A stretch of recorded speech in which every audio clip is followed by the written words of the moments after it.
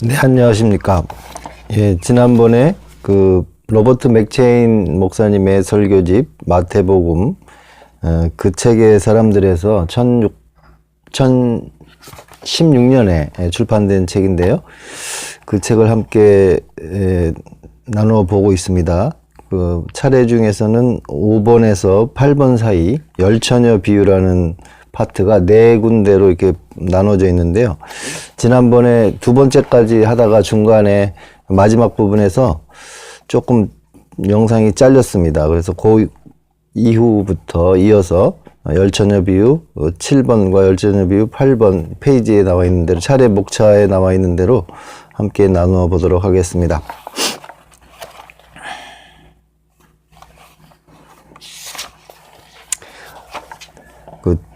두 번째 잘린 부분부터 한번 같이 나눠보도록 하겠습니다. 어떤 사람은 우리는 예수님이 오시는 때를 틀림없이 어느 정도 가늠할 수 있을 거예요 라고 할 것입니다. 무엇보다 더 뚜렷한 사실은 여러분이 그날도 그때도 모른다는 것입니다. 생각하지 않은 때에 인자가 오리라. 마태복음 24장 44절.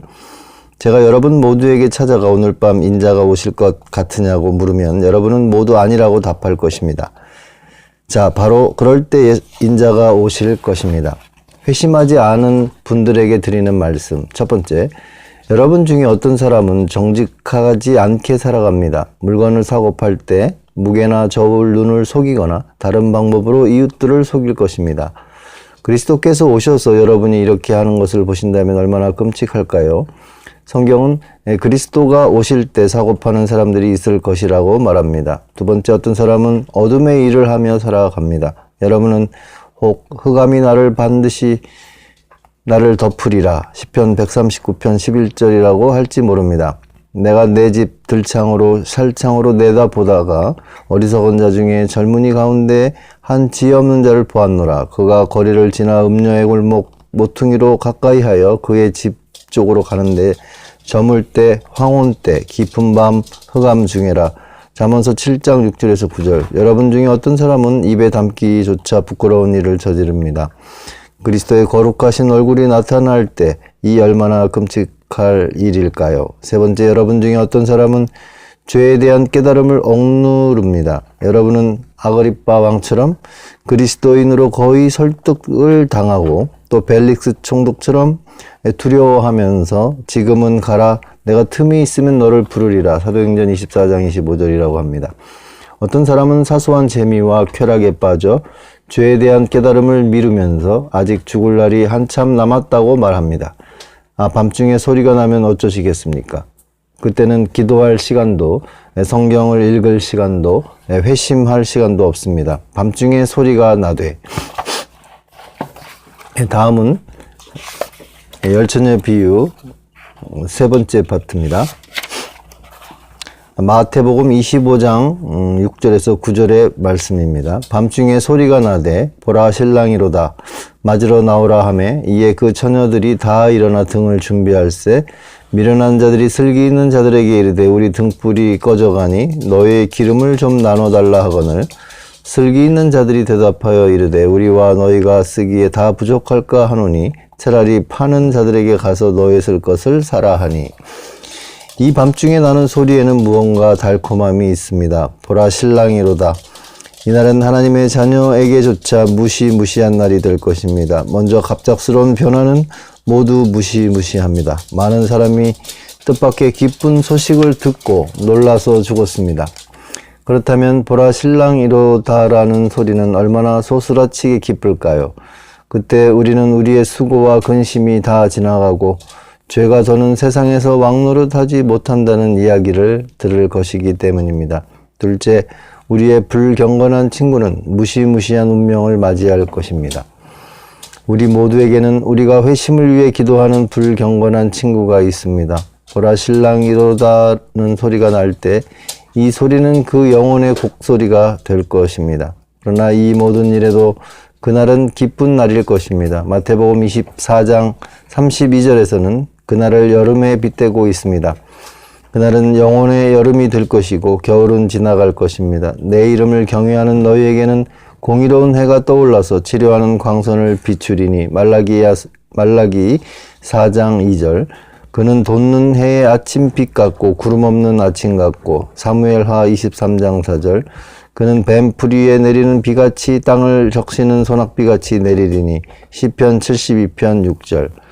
그러나 무엇보다 보라 신랑 이로다는 소리는 택함 받은 자들의 축 처진 마음을 소생시킬 것입니다. 이 소리는 그리스도께서 우리를 자기 것으로 택하신 때 곧 너는 나와 함께 지내고 다른 남자를 따르지 말라 호세아 3장 3절이라고 하시며 우리에게 구애하시던 그 사랑의 때를 떠올려 줄 것입니다. 우리를 사랑하시고 위하여 죽으시고 다시 와서 우리를 받아주리라고 약속하신 분이 오십니다. 보라 신랑이로다. 사랑하는 친구 여러분, 생각해 보십시오. 그날이 여러분에게 기쁜 시간이 될지 슬픈 시간이 될지. 경솔한 죄인이여 그대는 그때 어떻게 될까요? 첫 번째, 드러남. 위선자의 등은 결국 꺼지고 맙니다. 마른 심지는 흔히 잠깐 큰 불꽃을 내며 타오릅니다. 마찬가지로 위선자들도 흔히 자신의 신앙 고백을 끝까지 지킵니다. 이것은 자주 눈부시고 뚜렷합니다. 많은 것이 위선자들을 깨울 수 있었습니다. 설교 중에 이들의 처지가 묘사됩니다. 목사는 자주 하나님의 지도를 받아 이들의 처지를 정확히 이야기합니다. 말씀이 자주 이들의 양심에 아주 가까이 갑니다. 우리는 저 사람은 틀림없이 말씀을 집에 가져갈 거야 라고 말합니다. 그런데 아닙니다. 어떻게든 말씀을 흘리고 갑니다. 다른 사람이 회심하는 것을 봅니다. 위선자는 자주 자기 옆에 있는 사람들이 구원받고 달라지는 것을 봅니다. 이들이 죄를 깨닫고 티끌 가운데 눕고 예수님께 인도받고 기쁨이 넘치고 새로운 삶을 살고 세상을 이기는 것을 봅니다.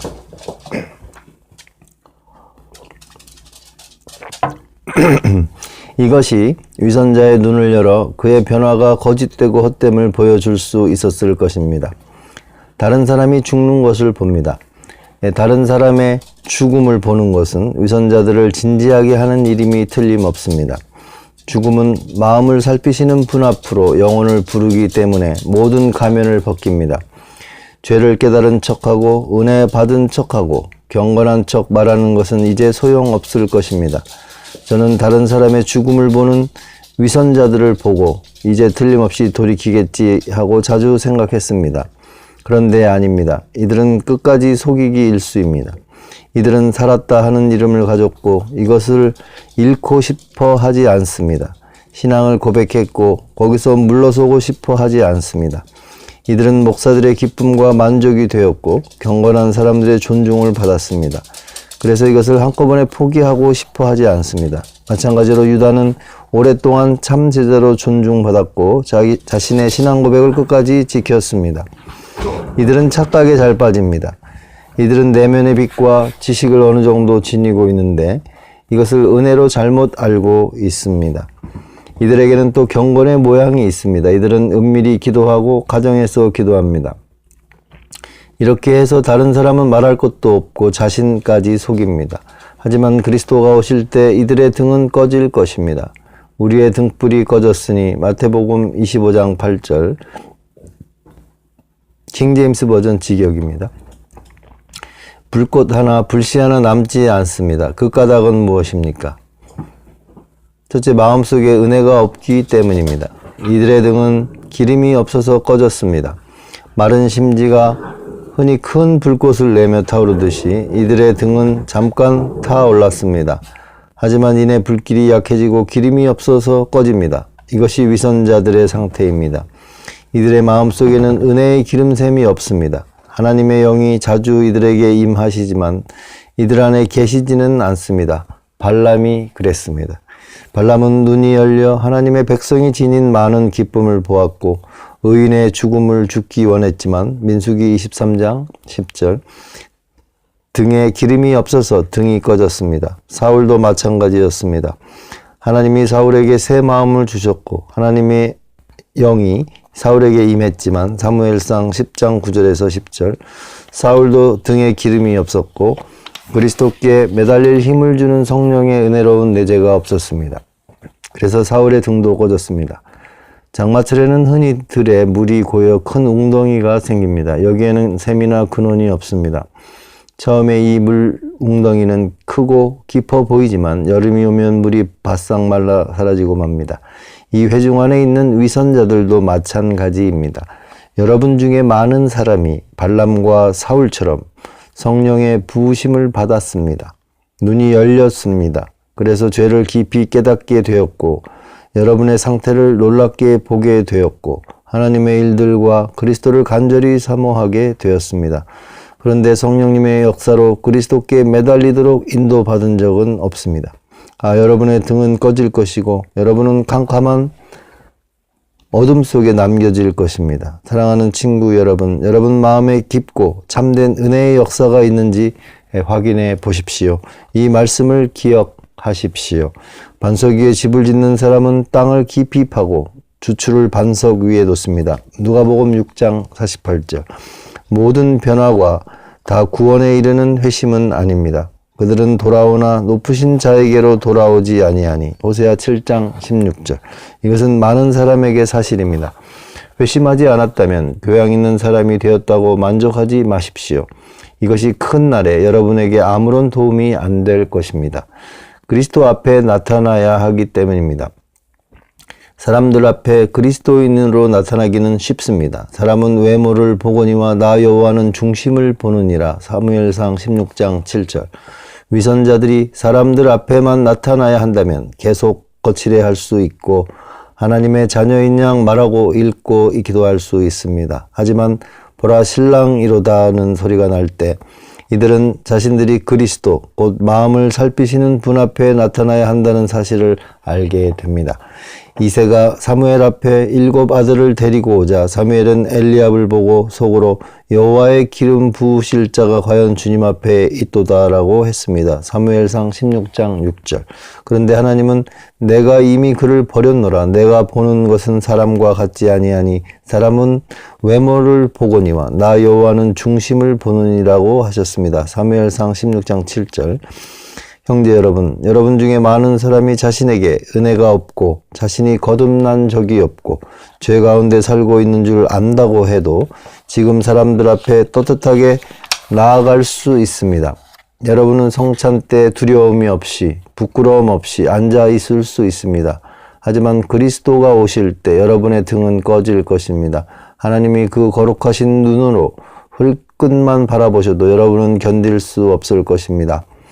인자가 오실 때 그 앞에 설 수 있도록 지금 그리스도에 대한 분깃을 달라고 기도합시다. 두 번째, 애끓는 요청. 그날 위선자들은 경건한 자들에게 은혜를 달라고 애원할 것입니다. 우리 등불이 꺼졌으니 너의 기름을 좀 나눠달라. 마태복음 25장 8절. 그날 위선자는 자신과 경건한 사람의 차이를 볼 것입니다. 위선자의 등은 꺼지겠지만 참으로 경건한 사람의 등은 밝고 환하게 타오를 것입니다. 지금 위선자는 자기가 누구 못지않게 괜찮다고 생각합니다. 자신과 하나님의 백성이 실제로 다르지 않다고 생각합니다. 하지만 그날 큰 사이에 큰 구렁텅이가 놓여 있음을 깨닫게 될 것입니다. 누가복음 16장 26절. 위선자는 등에 기름이 있는 것이 얼마나 복된 일인지 알 것입니다. 지금은 여러분 중에 많은 사람이 은혜의 필요성을 못 느낍니다. 마음속에 은혜가 있는 것이 더 없는 복인 줄 모릅니다. 오히려 여러분은 지금 그대로 있고 싶어 합니다. 하지만 그날엔 너의 기름을 좀 나눠달라 8절이라고 외칠 것입니다. 여러분은 그날 경건한 자들의 평안을 볼 것입니다. 이들은 무너지는 우주 가운데서도 흔들리지 않을 것입니다. 이들의 양심을 깨끗하게 한 그리스도의 피가 이들에게 끝없는 평안을 줄 것입니다. 여러분은 이들이 신랑이 온다는 소리를 듣고 신랑의 발소리를 들을 때 이들의 얼굴에서 넘치는 기쁨을 볼 것입니다. 이들이 주와 구속자를 맞이할 때 이들의 찬송 소리를 들을 것입니다. 지금은 경건한 사람들이 자꾸 공경에 빠져서 불쌍하고 멸시를 받습니다. 이들은 아침마다 징벌을 받습니다. 시편 73편 14절.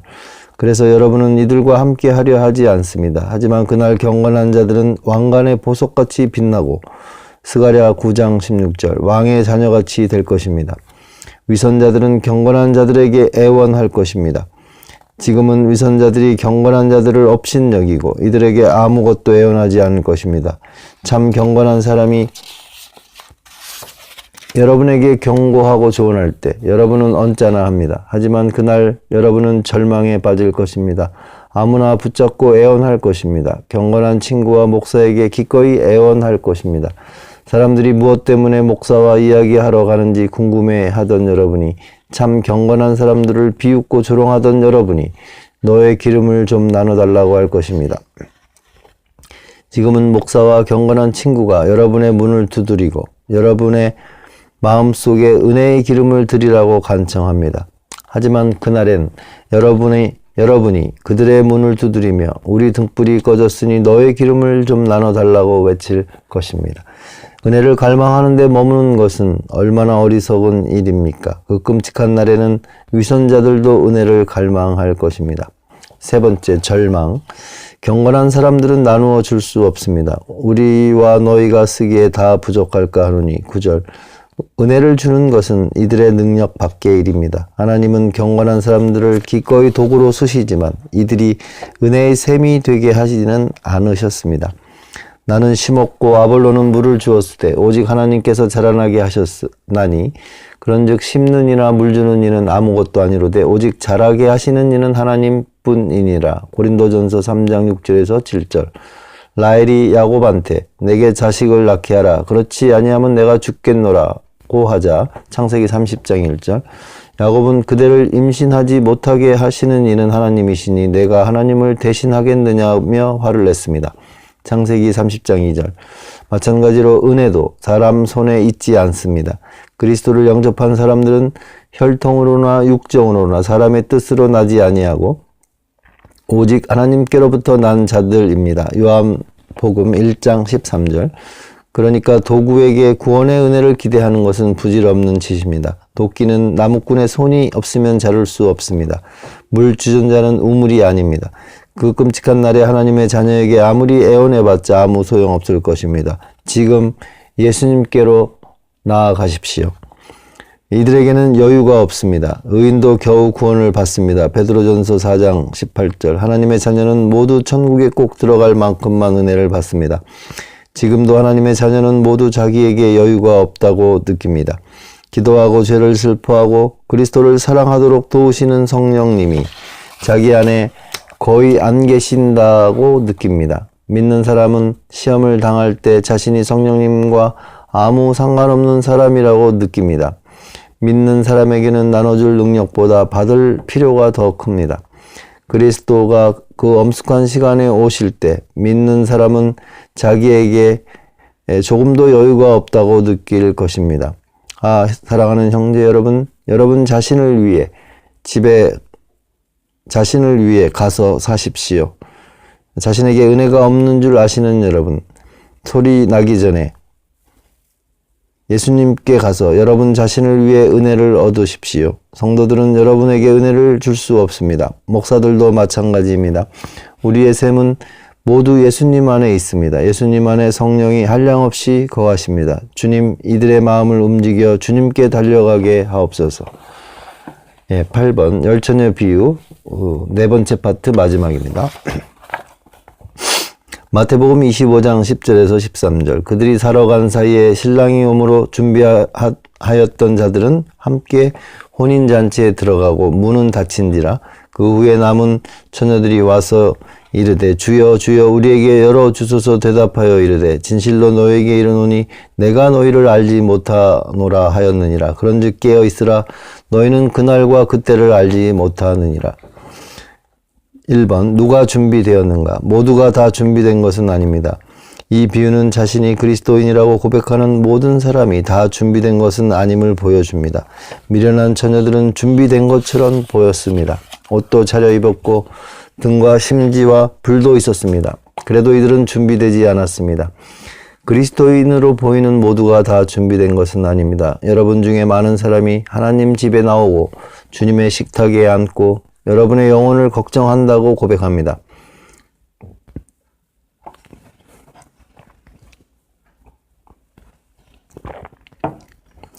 그래도 여러분은 준비되지 않았습니다. 걱정을 한다고 해서 다 준비된 것은 아닙니다. 미련한 처녀들도 지금 걱정이 났습니다. 마음이 조마조마해 기름을 사러 갔고 크고 쓰라리게 외쳤습니다. 아마 쓰라린 눈물을 흘렸을 것입니다. 그래도 이들은 준비되지 않았습니다. 여러분 중에 많은 사람이 걱정하며 기름을 사러 갑니다. 눈물을 흘리며 주님을 찾습니다.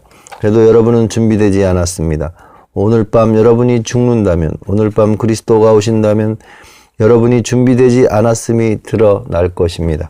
그렇다면 어떤 사람이 준비된 사람입니까? 첫 번째, 예복을 입은 사람들. 여러분은 이것을 요한계시록 19장 7절에서 8절에서 봅니다. 그의 아내가 자신을 준비하였으므로 그에게 빛나고 깨끗한 세마포 옷을 입도록 허락하셨으니 이 세마포 옷은 성도들의 옳은 행실이로다 하더라. 또 시편 45편 9절과 13절에서 봅니다. 왕이 가까이 하는 여인들 중에는 왕들의 딸이 있으며 왕후는 오빌의 금으로 꾸미고 왕의 오른쪽에 서도다. 왕의 딸은 궁중에서 모든 영화를 누리니 그의 옷은 금으로 수놓았도다. 그리고 마태복음 22장 11절에서 예복을 입지 않은 사람이 왕의 눈에 먼저 띈 것을 봅니다. 이 예복은 하나님의 의입니다. 영혼을 덮는 예수님의 옷자락 곧 전가된 의입니다. 이것이 하늘의 신랑을 맞을 준비의 첫 부분입니다. 여러분 자신이 얼마나 가증스러운지, 여러분이 다 부정한 자 같고 다 비천하고 더럽다는 사실이 드러났습니까? 여러분은 영광스럽게 나타난 의의 길, 곧 그리스도가 하신 일이 우리에게 전가되는 의의 길을 찾으셨습니까? 주 예수의 피와 흰옷 아래 누우셨습니까? 그렇다면 여러분은 준비된 것입니다. 오해하지 마십시오. 이 전가된 의를 아는 지식을 말하는 것이 아닙니다. 이 의를 입은 적이 없이 터럭만큼도 더 나아가지 않은 많은 사람이 이 의에 대해 상당히 많이 듣고 상당히 많이 합니다. 하지만 지식은 여러분을 정죄할 뿐이며 더 깊이 가라앉힐 뿐입니다. 이 의를 갖고 싶다는 바람을 말하는 것도 아닙니다. 게으른 사람은 원해도 얻지 못합니다. 잠언서 13장 4절. 많은 사람이 그리스도를 원하지만 이들의 게으른 소원은 결코 만족되지 않습니다. 이들은 부자가 되기를 바라는 거지처럼 아무리 원해도 더 나아지지 않습니다. 일단은 이 의를 건네받고 나중에는 다른 것을 갖는다는 말도 아닙니다. 우리는 이 세마포 옷을 영원히 허락받아야 합니다. 계시록 19장 8절. 처음에는 그리스도가 우리의 의이고 그 뒤로는 우리 자신의 거룩함이 우리의 의인 것이 아니라 처음부터 끝까지 우리의 의는 그리스도밖에 없습니다. 하늘에서 우리의 예복은 그리스도의 피로 씻은 옷이어야 합니다. 날마다 우리는 순간마다 이 옷이 우리에게 허락되게 해야 합니다. 복된 영혼은 날마다 자신의 비천함을 보고 날마다 이 예복을 받아 자신의 벌거벗은 몸을 가리는 영혼입니다. 마음이 새로워진 사람들, 뜻을 하나로 모으지 못한 두 사람이 함께 갈 수 있습니까? 서로 반대되는 것을 좋아하는 두 영혼이 함께 기뻐할 수는 없습니다. 이는 함께 멍에를 맨 수소 두 마리가 서로 다른 길로 가려고 하는 것과 같습니다. 하나님의 자녀에게 세상과 결혼하지 말라고 하신 명령의 깊은 지혜가 바로 여기서 나옵니다. 빛과 어둠이 어찌 사귈까요? 고린도후서 6장 14절. 마찬가지로 그리스도의 신부도 그리스도와 함께 혼인잔치에 들어가려면 그리스도와 한 마음을 품어야 합니다.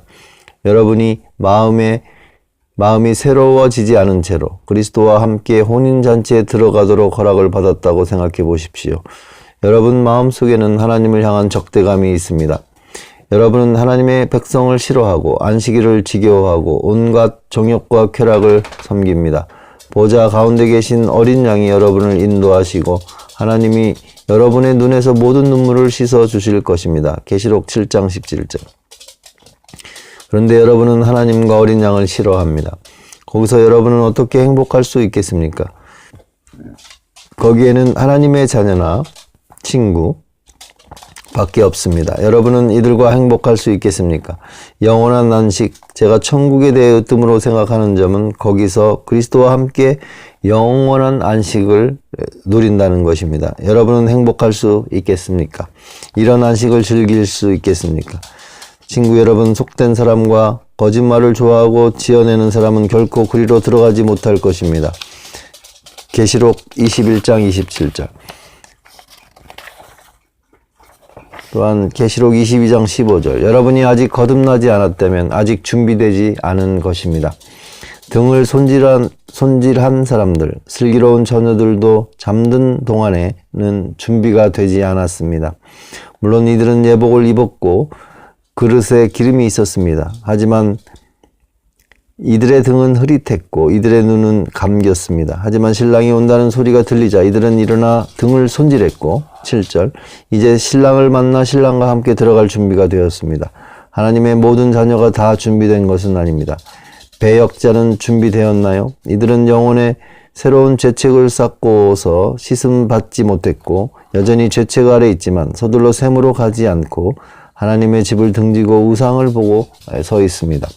우상 숭배자는 준비되었나요? 이들은 한때 그리스도를 사랑했지만 이제 불법한 감정에 사로잡혀 그리스도 대신 우상을 사랑합니다. 그 첫사랑을 떠난 영혼, 하나님의 일에 냉담해진 영혼은 준비되었나요? 솔로몬이 마음으로 여러 아내를 따르고 베드로가 주님을 부인할 때 이들은 준비되었나요? 사랑하는 친구 여러분 안에 있는 은혜를 부릴 듯하게 하는 법을 배우십시오. 여러분이 준비되려면 예수님을 믿는 믿음을 부릴 듯하게 하고 예수님과 성도들을 향한 사랑을 부릴 듯하게 하십시오. 깨어 있으십시오. 하나님의 일들 가운데 사십시오. 다가올 영광에 눈을 떼지 마십시오. 두 번째, 준비된 자들이 받을 상급. 준비하였던 자들은 함께 혼인잔치에 들어가고 10절. 그리스도께서 이들을 인정하실 것입니다. 그리스도는 이들을 자기 아버지께 데려가 보소서 나와 아버지께서 내게 주신 자녀들이니이다. 내가 이들을 위해 죽고 기도하고 다스렸나이다 라고 말씀하실 것입니다. 지금은 자기 백성을 드러내놓고 인정하지 않으시고 자기 백성과 위선자를 구분하지 않으십니다. 그래서 세상이 이들을 모릅니다. 해가 악인과 선인에게 똑같이 비칩니다. 마태복음 5장 45절. 세상 사람들은 우리가 자신들과 다르지 않다고 생각합니다. 성도들도 우리를 모릅니다. 이들은 자꾸 우리를 의심합니다. 하나님의 자녀들은 서로를 자꾸 부당하게 의심합니다. 이들에게는 이런저런 체험이 없고 하나님의 자녀된 이런저런 표지가 없습니다. 우리도 자주 우리 자신을 모릅니다. 마음속에서 부패의 전쟁이 치열하게 벌어지고 죄에 빠지고 영혼의 은혜가 모자랄 때 우리 자신을 자녀로 생각할 수 있습니까? 하지만 그때 그리스도께서 우리를 인정하실 것입니다. 모든 의심에 영원토록 마침표를 찍으실 것입니다. 그때 비웃던 세상도 그리스도가 우리를 사랑하신 줄 알 것입니다. 우리와 운명을 함께해야 했다고 생각할 것입니다. 성도들도 우리가 자신들과 같이 그리스도의 것인 줄 알 것이고 더는 우리를 의심하지 않을 것입니다. 우리도 더는 우리 자신을 의심하지 않을 것입니다.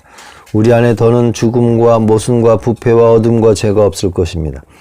그리스도는 자기 아버지 앞에서 우리 이름을 고백하실 것이고 내 아버지께 복받을 자들이여 나와 창세로부터 너희를 위하여 예비된 나라를 상속받으라. 마태복음 25장 34절이라고 하실 것입니다. 성도들은 그리스도와 함께 있을 것입니다. 함께 혼인잔치에 들어가고 이 세상에서 믿는 사람의 가장 큰 기쁨은 그리스도의 임재를 즐거워하는 것입니다. 보이지 않고 느껴지지 않고 들리지 않지만 이것은 실제입니다. 보이지 않는 구주가 실제로 와 계시는 것입니다. 무엇이 은밀한 기도를 달콤하게 하고 설교와 성례를 달콤하게 합니까? 우리가 그 안에서 예수님을 만날 때입니다. 내가 여호와를 항상 내 앞에 모심이요 그가 나의 오른쪽에 계심으로 내가 흔들리지 아니하리로다. 시편 16편 8절. 그런데 예수님은 자주 얼굴을 숨기시고 우리는 불안해합니다. 우리는 우리 영혼이 사랑하는 분을 찾지만 그분은 자취를 감추십니다. 우리가 일어나 찾아도 찾지 못합니다. 보이지 않는 구주를 더듬어 찾는 것은 기껏해야 반쪽짜리 복입니다. 남편이 아내를 두고 바다 건너 멀리 떠났다고 생각해 보십시오. 편지나 사랑의 증표를 가지고 있거나 남편을 잘 떠나보낸 친구를 보는 것은 달콤한 일입니다. 하지만 이것이 남편의 빈자리를 채워주지는 못할 것입니다. 마찬가지로 우리는 주님의 부재를 슬퍼합니다. 그러나 주님이 오실 때 우리는 주님과 함께 있을 것입니다. 주의 앞에는 충만한 기쁨이 있고 주의 오른쪽에는 영원한 즐거움이 있나이다. 시편 16편 11절. 우리는 이 땅에서 자그마하고 어슴푸레한 기쁨을 맛봅니다. 그리스도는 우리 없이 행복하실 수 없습니다. 우리는 그리스도의 몸입니다. 에베소서 1장 23절. 하나님의 자녀 하나가 모자라면 그분은 온전하지 못하실 것입니다. 우리는 그리스도의 충만함입니다. 그래서 그리스도는 이렇게 기도하셨습니다. 아버지여 내게 주신 자도 나 있는 곳에 나와 함께 있어 아버지께서 내게 주신 나의 영광을 그들로 보게 하시기를 원하옵나이다. 요한복음 17장 24절. 우리는 그리스도 없이 행복할 수 없습니다. 우리를 황금길과 천국문으로 데려가 보십시오. 노래와 보좌와 종려나무와 천사가 있는 곳으로 데려가 보십시오. 계시록 7장 9절에서 12절. 그래도 우리는 이렇게 말할 것입니다. 나를 위해 죽으신 신이는 어디 계시지? 나를 모든 악에서 구속하신 사자는 어디 계실까? 예수님은 어디 계시지? 찔린 옆구리는 어디 있을까? 우리는 그분의 얼굴을 볼 것입니다. 계시록 22장 4절. 어린 양은 그 등불이십니다. 계시록 21장 23절. 우리는 어린 양과 함께 시온산에 설 것이고 더는 헤어지지 않을 것입니다. 3번. 위선자들의 운명. 문은 닫힌지라. 그리스도의 문은 오랫동안 활짝 열려 있지만 끝내 닫히고 맙니다. 그리스도가 오실 때 닫힐 것입니다. 지금은 문이 열려 있고 우리는 여러분을 초대하라고 보내심을 받습니다. 그러나 문은 곧 닫힐 테고 여러분은 들어갈 수 없습니다. 노아 홍수 때도 그랬습니다. 120년 동안 방주문이 활짝 열려 있었습니다. 노아는 나가서 두루 전파하며 사람들을 들어오라고 초대했습니다. 성령님이 사람들과 다투셨습니다. 하지만 사람들은 다가올 홍수를 비웃을 뿐이었습니다. 드디어 그날이 왔습니다. 하나님은 노아를 방주로 들여보내고 문을 닫으셨습니다. 문이 닫혔습니다.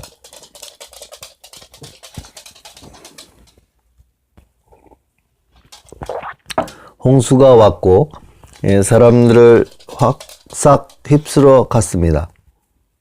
여기 있는 많은 사람도 그럴 것입니다. 지금은 문이 활짝 열려 있습니다. 예수님은 내가 문이니 누구든지 나로 말미암아 들어가면 구원을 받고 또는 들어가며 나오며 꼴을 얻으리라 라고 하십니다. 요한복음 10장 9절.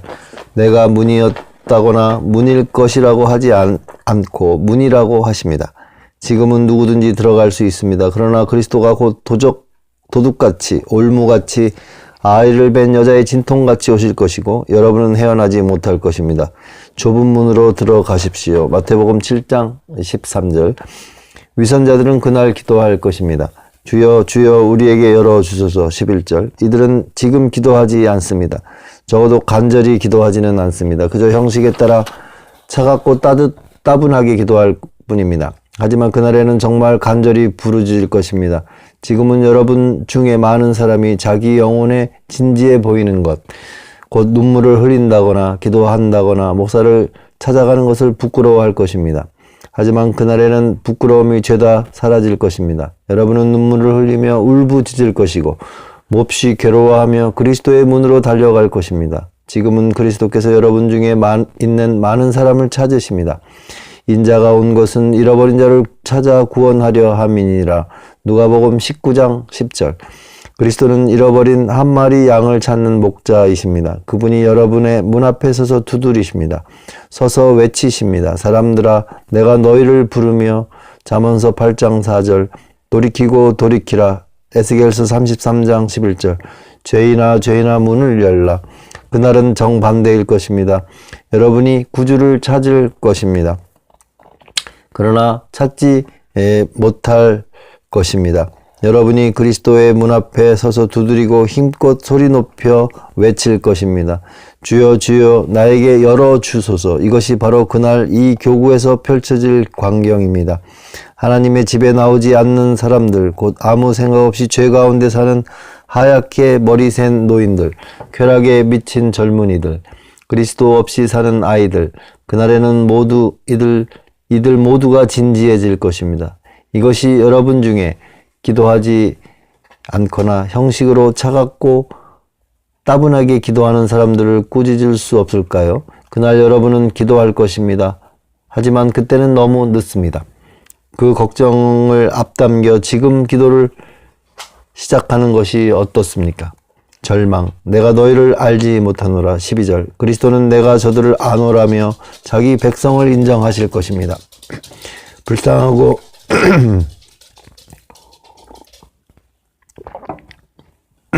불쌍하고 멸시받는 신자를 인정하실 것입니다. 세상이 이들을 몰랐다 해도 그리스도께서 인정하실 것입니다. 그날 한 사람도 지나치지 않으실 것입니다. 하지만 등에 기름이 없는 미련한 처녀들은 아닙니다. 이들은 인정하지 않으실 것입니다. 그리스도께서 자기의 아버지와 거룩한 천사들 앞에서 인정하지 않으신다니 이 얼마나 두려운 일일까요? 그런즉 깨어 있으라. 너희는 그날과 그때를 알지 못하느니라. 13절, 여러분 마음속에 참된 은혜가 있는지 보십시오.